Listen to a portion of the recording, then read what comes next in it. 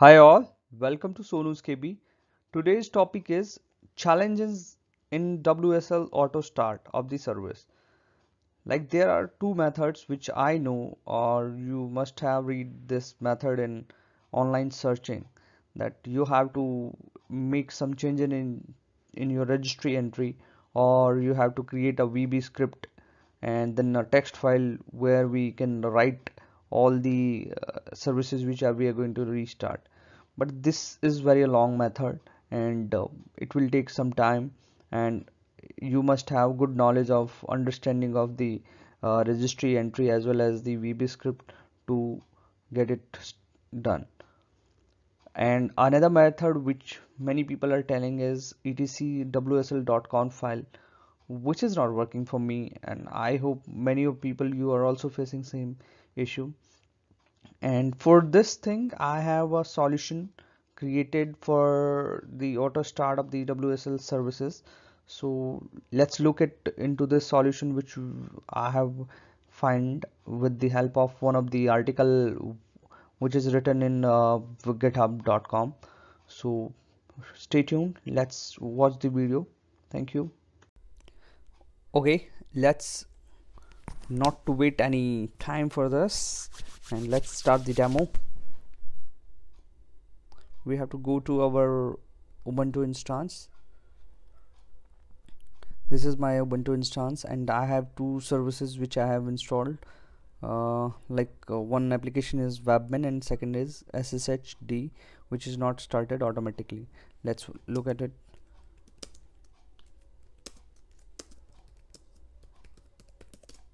See, Webmin is not started automatically.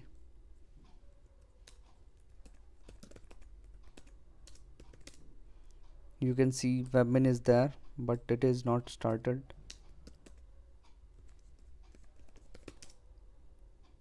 See, Webmin is stopped. You can try it with sudo as well. See, this is stopped. One more service is SSH. So these two services are not running, though I just restarted my system. My WSL instance is up since 35 minutes. Let me start it again.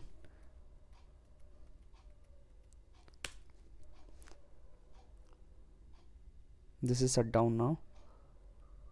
You can check it.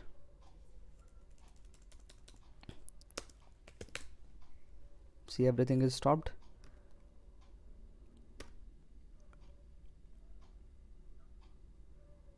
This is started.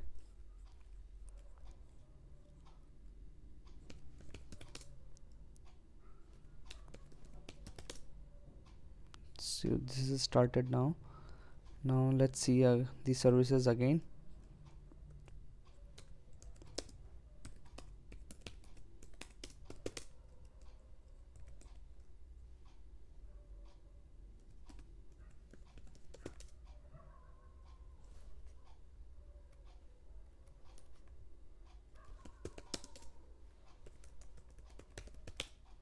This is not started.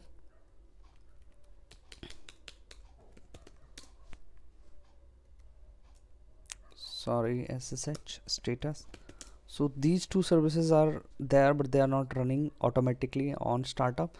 So this is the problem which everybody is getting. So I have some solution for this. Let's see the solution now. We will run this sudo vis udo vis sudo, you can say.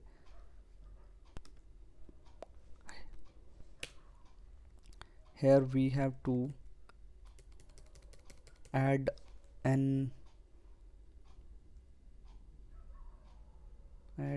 this line, this username.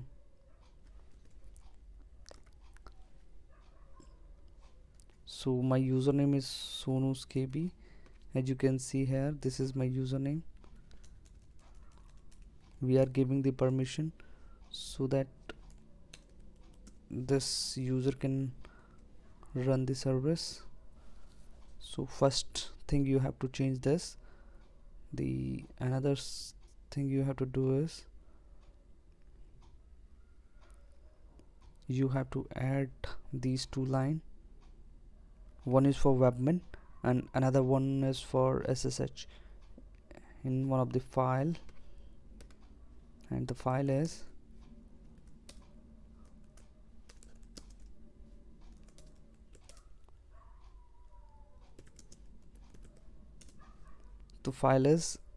bashrc. So we will edit this file,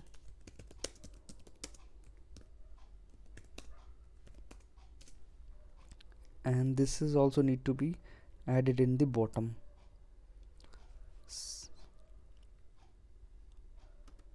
Earlier I tried this thing, but this is not starting my webmin service. Let's try this thing. This will help me. Service webmin status, then giving the output to dev null, then we are going to start the service. We'll doing it for both the webmin as well as SSH. Then save. We have to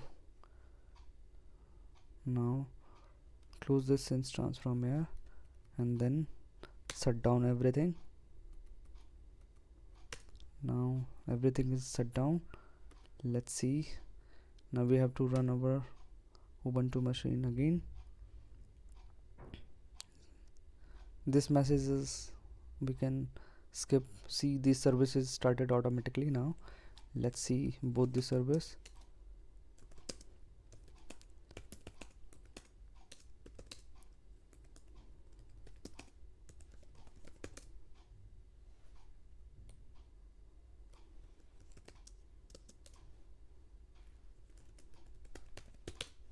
See, this webmin is now working.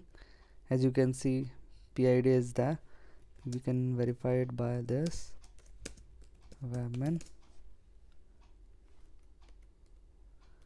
grab webmin. See, this is started automatically. We can check for SSH as well. SSH is also started. You can see the SSH is also showing there. Now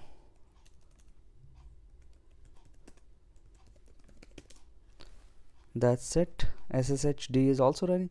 So this is the solution for running the auto start these services. Whichever application you install, Docker or anything, you can start from this two command. If you like my video, you can subscribe to this. Thank you for watching. Bye bye.